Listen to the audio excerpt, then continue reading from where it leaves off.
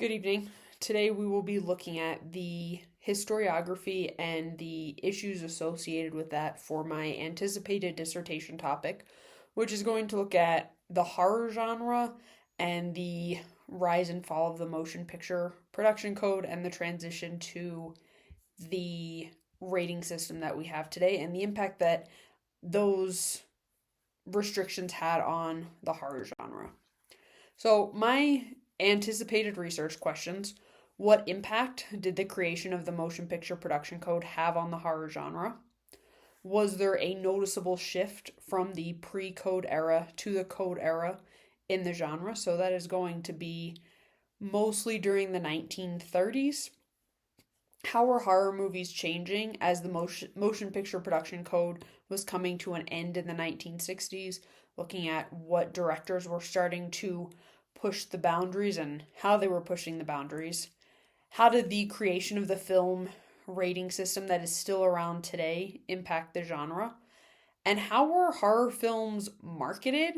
And are they economically successful? And did that change as or throughout the code era and into the rating era that we have today?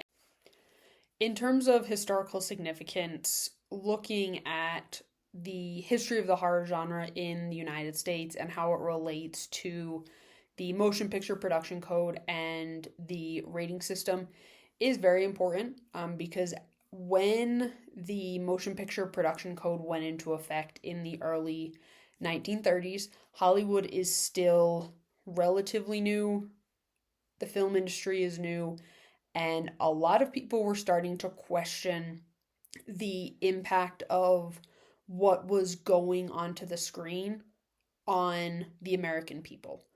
So the code is essentially created to protect American viewers, and it was the hope that the studios would kind of self-censor and cut back on what they were putting in their films in order to make them acceptable for the American public to watch. As time goes on, more and more directors are going to start pushing the boundaries of the production code, and that's ultimately going to lead to its fall in 1968. So that transition period is going to be very important for this dissertation because in that transition period, you have films like Alfred Hitchcock's Psycho, you have Rosemary's Baby, you have Night of the Living Dead, and these are films that are really pushing against the limits of the code and are showing that the American public wants more in their films. Now, with the rating system, it's virtually limitless in terms of what a director or writer can put into their films. What the limiting factor is going to be kind of the other component of this dissertation, and that is the economic impact and the economic systems around horror films.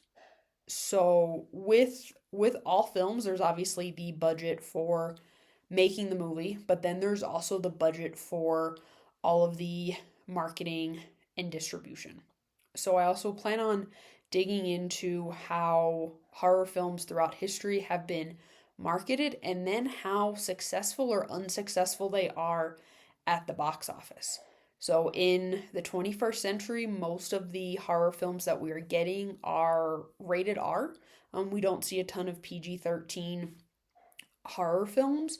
And that's pretty interesting from an economic standpoint because typically R-rated films don't perform as well at the box office as PG-13 films just because there's that accessibility piece. So I plan on looking in and trying to address, why and how directors still and filmmakers and studios still try to appeal to their audience while still pushing the limits of what they include in their films. In terms of the historiography for this project, there are very few works that totally integrate the production code, the rating system, and horror films. A lot of works might touch on the production code, but there's not a lot of focus with how they operated together. So some works that try to do this. Moral markets and horror pictures. So this is focusing really on Universal in the 1930s. It's only focusing on a handful of films. So definitely much more narrow in scope than what I plan on doing, but it is a starting point. Ghouls, Gimmicks, and Gold looks at horror films in the American movie business from 1953 to 1968. So these years are significant because it's the early Cold War. We start seeing some kind of interesting horror films come out of that period. We also see a boom in 3D in the early 50s, but then by 1968, that's when the production code is replaced with the rating system. So that is a very important period in filmmaking. And then there are certain rules that one must abide by. It's not strictly related to the code.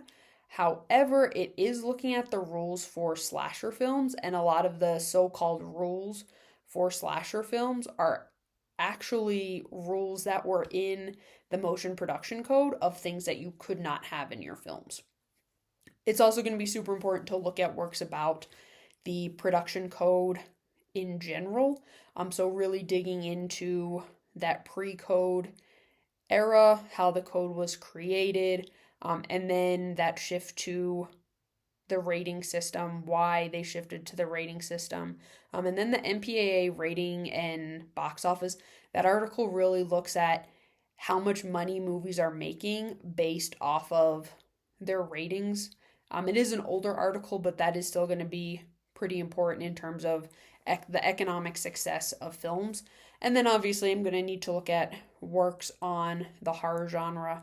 So, a couple important ones. Nightmares in Red, White, and Blue focuses on the horror genre in American films. And then American Scary looks at the history of the horror genre in the United States throughout US history. So, even looking at before filmmaking was a part of it.